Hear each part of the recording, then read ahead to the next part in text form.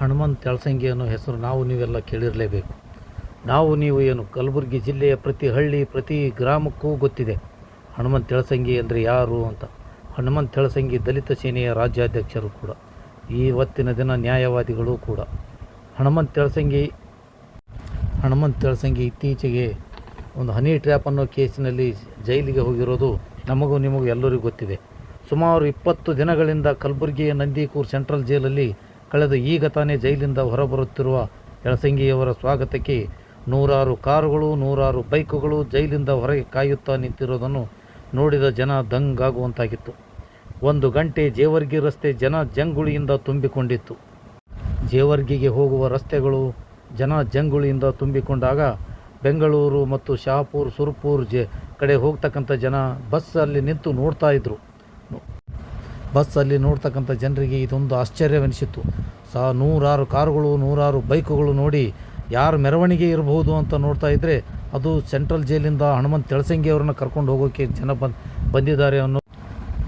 ಬಸ್ಸಲ್ಲಿ ಕುಳಿತಂಥ ಜನ ತನ್ನಷ್ಟಕ್ಕೆ ತಾನೇ ಹನುಮಂತ ಯಳಸಂಗಿ ಅವರ ರಿಲೀಸ್ ಅಂತ ಪ್ರತಿ ಹಳ್ಳಿಗೂ ತಾವೇ ಫೋನ್ ಮಾಡಿ ಹೇಳ್ತಾ ಇರೋದು ಬಸ್ಸಲ್ಲಿ ಕುಳಿತವರಿಗೂ ಕೇಳಿ ಬರ್ತಾಯಿತ್ತು.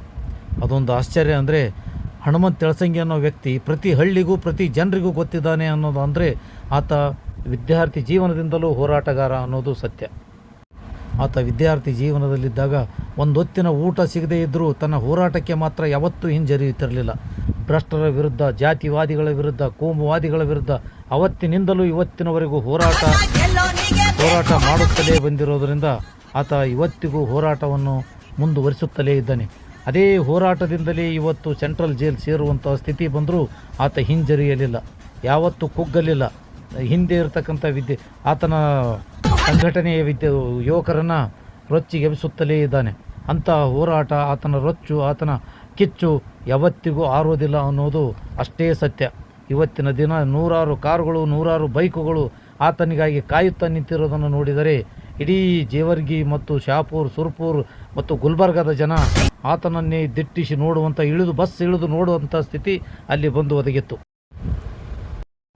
ಹನುಮಂತ ಯಳಸಂಗಿಯವರ ಹೋರಾಟ, ಆತನ ಕಿಚ್ಚಿಗೆ ಇವತ್ತಿನ ಜನ ಆತನನ್ನು ಕರೆಯಲು ಸಾಕಷ್ಟು ಜನರ ಬೆಂಬಲವೇ ಸಾಕ್ಷಿಯಾಗಿ ನಿಂತಿದೆ.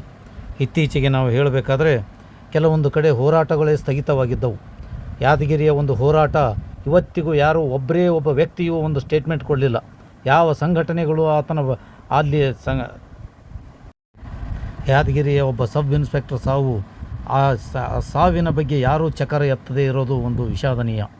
ಇತ್ತೀಚೆಗೆ ಕೊಪ್ಪಳ ಜಿಲ್ಲೆಯಲ್ಲಿ ಒಂದು ಗ್ರಾಮದಲ್ಲಿ ಬಹಿಷ್ಕಾರದಂಥ ಘಟನೆ ನಡೆಯಿತು. ಯಾವ ಸಂಘಟನೆಗಳು ಒಂದು ಚಕಾರ ಎತ್ತಲಿಲ್ಲ. ಆ ಸಮಯದಲ್ಲಿ ಎತ್ತಿದ್ದೇ ಯಳಸಂಗಿಯವರ ಬಗ್ಗೆ ಜನ ನೆನೆಸುವಂತಾಗಿತ್ತು.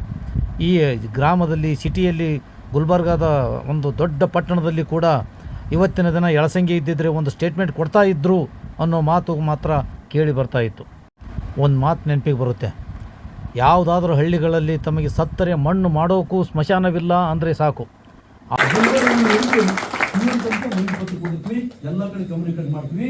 ಅದ್ರಾಗ ಭಾಳ ದೊಡ್ಡ ಕ್ರೆಡಿಟ್, ಭಾಳ ಡೇ ಆ್ಯಂಡ್ ನೈಟ್ ದಲಿತನ ಬೆನ್ನೆಲುಬು ನಿಂತದ್ದು ನಾವು ಮೆಹಬೂಬ್ ಸಿಂಧಿಕರ್. ಭಾಳ ಬೋಲ್ಡ್ ಸ್ಟೆಪ್ ಮೆಹಬೂಬ್ ಸಿಂಧಿಕರ್ ತಗೊಳ್ಳೋಂಥ ನಾನು ನಿರೀಕ್ಷೆ ಮಾಡಿದ್ರೆ ಇಷ್ಟು ಬೋಲ್ಡ್ ಸ್ಟೆಪ್ ತೊಗೊಂಡ್ರೆ ಮೆಹಬೂಬ್ ಸಿಂಧಿಕರ್ ಅಂತ ಹೇಳ್ತೀವಿ. ಭಾಳ ಧೈರ್ಯದಿಂದ ಭಾಳ ಬೋಲ್ಡ್ ಸ್ಟೆಪ್ ತೊಗೊಂಡು ಇಲ್ಲಿ ಬಂದು ಮೀಟಿಂಗ್ ಮಾಡಿದ್ರು, ಇಲ್ಲಿ ಬಂದು ಐವತ್ತು ಭೇಟಿ ಆಗಿದ್ರು, ಬಳ್ಳಾರಿಗೆ ಹೋದ್ರು, ಸಂಡ್ರಕ್ಕೆ ಹೋದ್ರು, ಬಿಜಾಪುರದ ಮೀಟಿಂಗ್ ಮಾಡಿದ್ರು, ಬಾಗಲ್ ಕಟ್ಕೊಂಡು ಹೋದ್ರು, ಪೂರಪುರ ಎಂಟರ್ ಬೆಂಗಳೂರಿಗೆ ಹೋದ್ರು. ಬೆಂಗಳೂರು ಫ್ರೀಡಮ್ ಪಾರ್ಕ್ ಸ್ಟ್ರೈಕ್ ಮಾಡ್ಕೊಂಡು ಬಂದ್ಬಿಟ್ರು. ಅಂದ್ರೆ ಒಬ್ಬ ಬೆಳಸಂಗ್ ಹೋದ್ರೆ ಏನ್ ಚಿಂತೆ, ಇನ್ನೊಬ್ಬ ಬೆಳಸಂಗ್ ತಯಾರ.